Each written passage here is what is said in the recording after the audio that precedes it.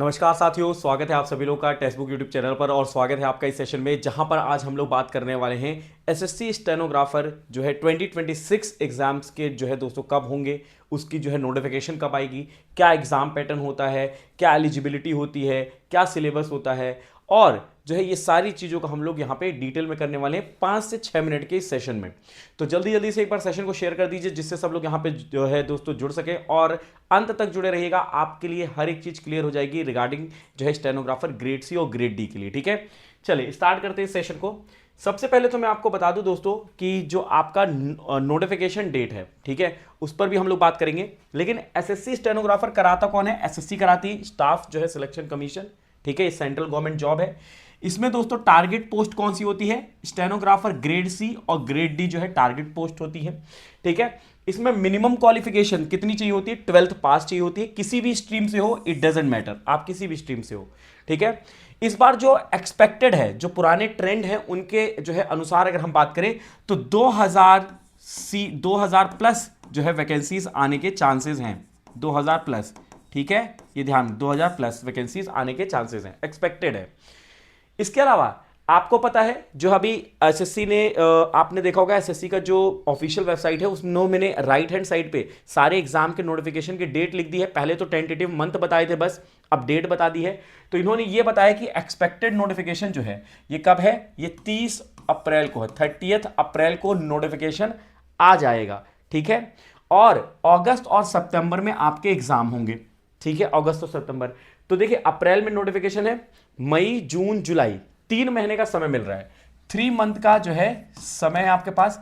अगर आप इस 3 मंथ्स में मेहनत कर लें तो आप स्टेनोग्राफर में आराम से लग सकते हैं। ठीक है, अब देखो यहां पे अगर हम बात करते हैं इसी साथ, अब देखिए यहां पर एज लिमिट कितनी होती है। अगर आप ग्रेड सी के लिए जा रहे हो तो 18 से 30 साल होती है, ग्रेड डी के लिए जा रहे हो तो 18 से 27 साल होती है।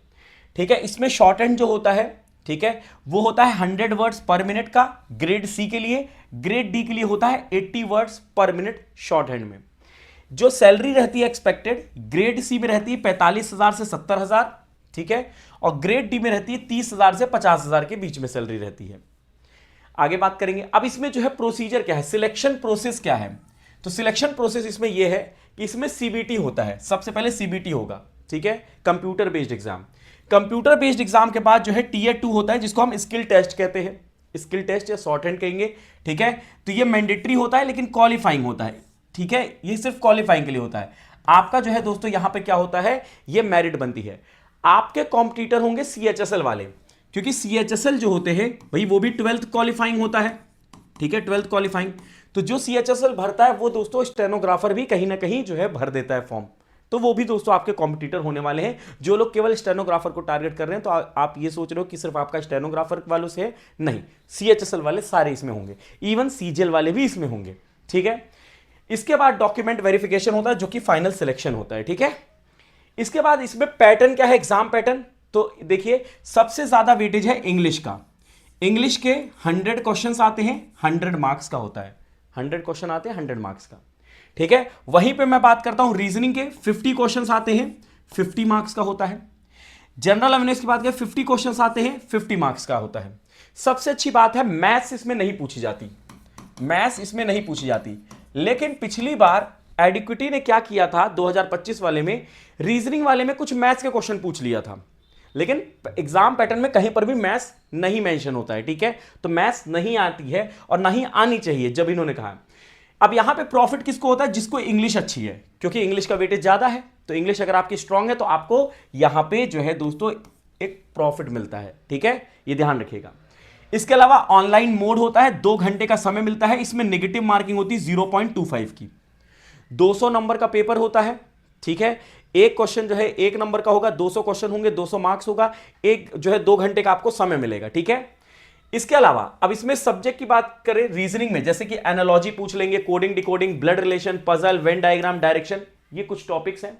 जैसे जीके में तो आप history, polity, geography, current affair, science, economics पढ़नी पड़ती है पूरी। इंग्लिश की बात करें grammar, vocab, synonyms, antonyms, comprehension, error detection. ये दोस्तों आपके ऑफिशियल जो नोटिफिकेशन होता है ना उसमें यही लिखा होता है। उसमें जो है सब डिवीजन नहीं होता, वो केवल सब्जेक्ट कैसे नाम लिख देते बस। ठीक है, टॉपिक्स बस। अगर हम बात करें टीयर 2 जो होगा वो स्किल टेस्ट होगा। ठीक है। जो फॉर्मेट कैसा होता है, शॉर्ट हैंड फॉर्मेट होता है, ठीक है, इंग्लिश और हिंदी में होगा, ठीक है, ध्यान रख लीजिएगा, ये इंग्लिश और हिंदी। और इसमें जो है अगर आप दोस्तों ग्रेड डी को टारगेट कर रहे हो, ग्रेड डी को, तो 80 वर्ड पर मिनट चाहिए है। ग्रेड सी को टारगेट कर रहे हो तो 100 वर्ड पर मिनट चाहिए होते हैं, ठीक है, ध्यान रखिएगा। स्किल टेस्ट पास करना ये मैंडेटरी होता है, जो पास नहीं करता है तो उसको फिर जो है दोस्तों यहां पे पोस्ट नहीं मिलेगी, ठीक है। अगर आप ये सोच रहे हो सीबीटी क्वालिफाई कर लो, स्किल टेस्ट नहीं करोगे तो आपको यहां पे नहीं मिलेगा। दो आपको जो है सीबीटी क्वालिफाई करना पड़ेगा, ठीक है, अच्छे नंबरों से, उसके बाद इसको क्वालिफाई करना पड़ेगा। इसमें नहीं है कि आप अच्छा बहुत परफॉर्म करो, क्वालिफाई करना है, ठीक है। और उसके क्वालिफाई के लिए आपको ये बता रखा है 80 और 100 वर्ड पर मिनट चाहिए होंगे। इसमें सैलरी अगर हम बात करें तो ग्रेड डी की सैलरी होती है 30,000 से 50,000, ये ऑलरेडी बात कर चुके हैं। और ग्रेड सी में जो है दोस्तों 45,000 से 70,000 की जो है दोस्तों सैलरी होती है। इसमें एचआरए, डीए, टीए सब इंक्लूडेड होता है, ठीक है। इसमें देखिए जैसे कि मैंने आपको बताया कि भैया पिलर 1 इंग्लिश प्रैक्टिस आपको ज्यादा करनी पड़ेगी क्योंकि इंग्लिश का वेटेज ज्यादा है, ठीक है। पूरे सब जो है दोस्तों सब अगर हम बात करें यहां पे जो एग्जाम है उसमें 50% इंग्लिश का वेटेज है, बाकी जो है दोस्तों वेटेज किसका है 25% ये जीके और जो है रीजनिंग का है, क्योंकि जीके रीजनिंग के आएंगे 50-50 क्वेश्चन, इसके आएगा 100 क्वेश्चन, ठीक है। और तीसरा पिलर होता है शॉर्ट हैंड, तो शॉर्ट हैंड की जो है तैयारी शुरू से करना होगा। अगर आप ये सोचो कि अंत में करें, नहीं, शुरू से करना होगा, ठीक है। तो इसके लिए अब आप क्या कर सकते हो दोस्तों, आपके पास भरपूर समय है, ठीक है, तो अभी से तैयारी शुरू कर दो। आप लोग सुपर पास लाइव पर जुड़ सकते हो। सुपर पास लाइव जो है 1 रुपए में 2 दिन का ट्रायल सब्सक्रिप्शन मिलता है आपको। इसी वीडियो के नीचे डिस्क्रिप्शन में लिंक मिल जाएगा। 24 आवर्स के अंदर सारी चीजें चेक कर लो। 375 से ज्यादा गवर्नमेंट एग्जाम्स के जो है यहां कोर्सेज मिलेंगे, पीवाईक्यू मिलेंगे, मॉक टेस्ट मिलेगा, लाइव क्लासेस, रिकॉर्डेड क्लासेस, सारी चीजें इसमें अवेलेबल रहेंगी। तो अगर आपको सारी चीजें सही लगती है तो आप 3, 12 और जो है 18 मंथ के सब्सक्रिप्शन पे मूव कर सकते हो। अदरवाइज अपने पेमेंट मोड से इसको पॉज कर सकते हो। कूपन कोड यूज करना है गौरव, जिससे आपको मैक्सिमम डिस्काउंट मिल जाए और आप यहां से अपनी तैयारी कर सकें।